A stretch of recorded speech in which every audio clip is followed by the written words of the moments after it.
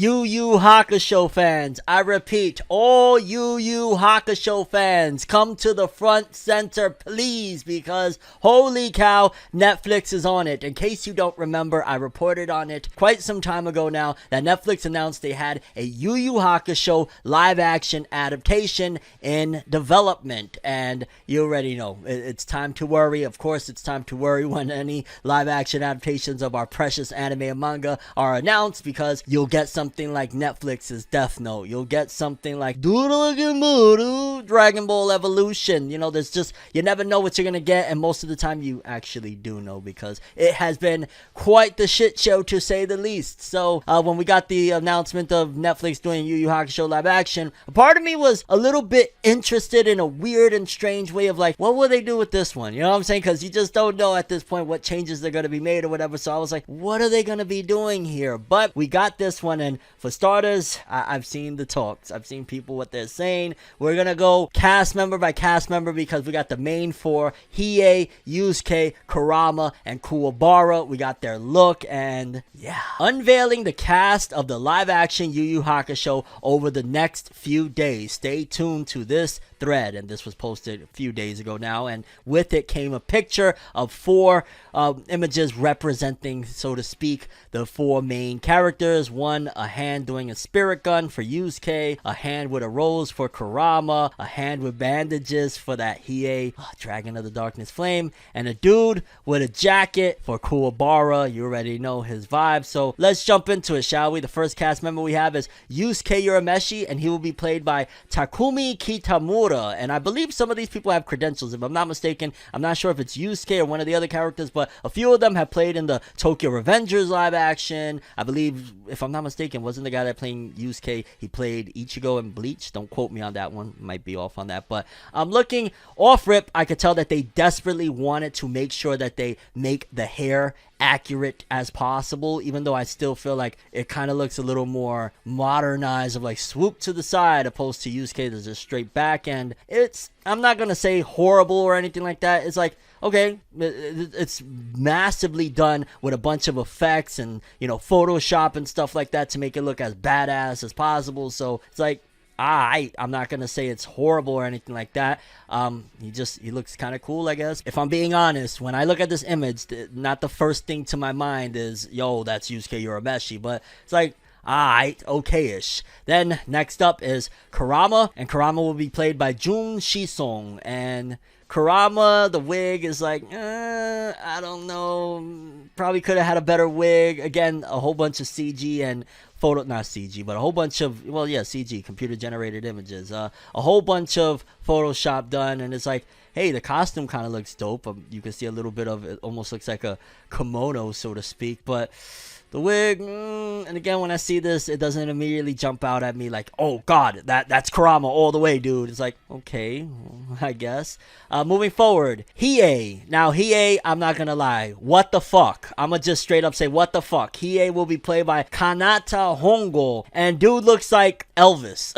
Yo, are we doing Elvis Presley? Like, what the hell is this? No, I don't like it. I don't like this at all. Like, yeah, maybe he could pull it off, and again, a big factor in all of this is going to be the acting. To be honest with you, I almost feel like they played it safe by having it a full Japanese cast, because, you know, when it gets into the diverse situation, then they got X, Y, and Z issues, so I feel like it was almost more safe, because, like, oftentimes, I've noticed when it comes to live actions, while, yeah, they could still be bad when they're done over there in Japan as well, there's been a lot, like the Rurouni Kenshin films, for example, that were really good. So I feel like that was them playing it safe with such a precious IP, because they know Yu Yu Hakusho fans ain't gonna have it. I am Yu Yu Hakusho fans. Hello, forever, for never. Where you think you get it? And this shit looks terrible. Get it out of here. Throw it in rice. Throw this motherfucker in rice, okay? No, that is not Hiei. I'm sorry. Again, acting wise, it could be a different story.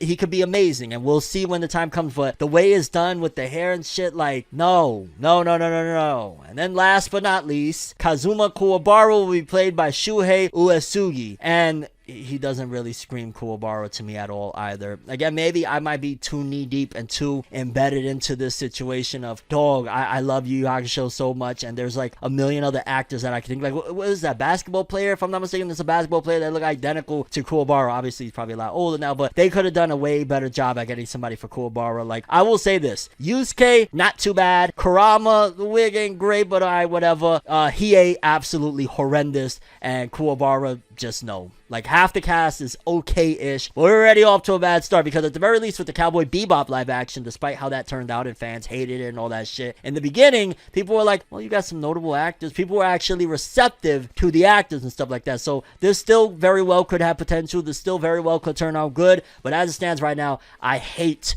the way Hiei looks. I hate it. It's terrible. And that's not Kuwabara. I'm sorry, that's not. He looks more like, oh shit, I can't even think of his name right now. It escapes me at the moment. But he looks more like a slightly cooler version of the villain of Tokyo Revengers. That's who he should play. He looks like the villain of Tokyo Revengers. You throw some glasses on him, he looks like that. Not Kuwabara. That's not Kuwabara. I reject thy nonsense. Okay? No. But yeah, people, breaking news. Even though it's not breaking, it's been out for a bit, but breaking news. These are the cast members of Yu Yu Hakusho's Hiei, Kurama, Kuwabara, and Yusuke, and I'm not that much of a fan. Two of them are okay-ish, but you're not going to sell a movie with okay-ish. You're not going to sell whatever it is that they have going on here with that. Again, time will tell how the movie actually plays out. It could turn out great, but as it stands, not my cast, not my Yu Yu Hakusho. No.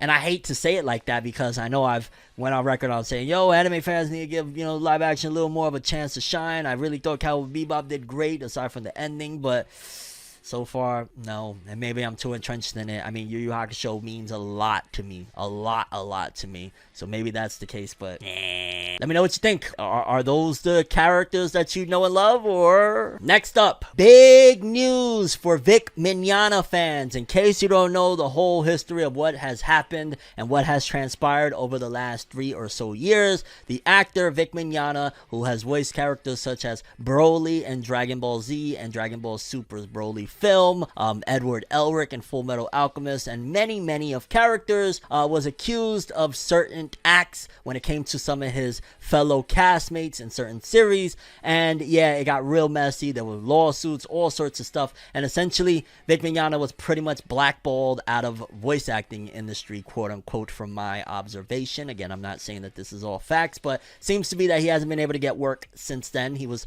quote unquote, fired from Funimation, although I don't know how that works, considering like most of the voice actors aren't like contracted with Funimation. They're just like, hey, here's a job, here's a couple bucks. So I don't know how you fire somebody, but it's been very quiet for Vic Mignogna. A lot of fans have been speculating like, yo, what is he going to do next? Is he completely done with the anime world, or what's up? Well, apparently Vic Mignogna is back, and thanks to, I believe it's Anime Matsuri, he is returning with a vengeance, because it seems as though he's starting his own dubbing studio. Let's jump into this story. Anime Matsuri creates a new dubbing studio with Vic Mignogna. Anime Matsuri held a special live stream on their YouTube channel on Sunday night to announce they created their own dubbing studio. The new dubbing studio started in November 2021, and they've already started recording. Denise and John Lei from Anime Matsuri traveled to Japan to meet up with Nippon Animation for a collaboration. Nippon Animation gave Anime Matsuri 2 anime movies that have never been dubbed in America before. The 2 anime movies are Genbanojo and Zip Shimezo. They are described as anime for all ages to enjoy. Being an ADR director himself, Vic Mignogna was asked by Anime Matsuri to become part of the new dubbing studio. Over the recent years, Vic has been asked countless times when he will return to voice acting in anime. Along with the news of Vic joining the new dubbing studio, Vic, who was a special guest on the live stream, announced he will be voicing in the 2 anime movies and is listed as being the ADR director for both anime. The 2 anime dubs will be premiering live at the 16th annual Anime Matsuri 2022 convention on Friday, July 29th at 8 p.m. A second showing will be on Saturday in theaters area at the convention. After the premiere, there will be a question and answer session with the voice actors. Nippon Animation will also be attending the premiere. Vic's reaction to being asked to be part of the new dubbing studio was described as, he just dropped to the floor. When asked what it felt like to be back in the studio voice recording, Vic answered, I came in down there to work on Genbanojo with Jacob first, and he was behind the console. And I went into the booth and put the headphones on, and it was the first time that I had done that in probably, 2 years. And I teared up a little bit, I have to say. Denise and Jacob, the other two guests on the live stream from, this is getting me sad.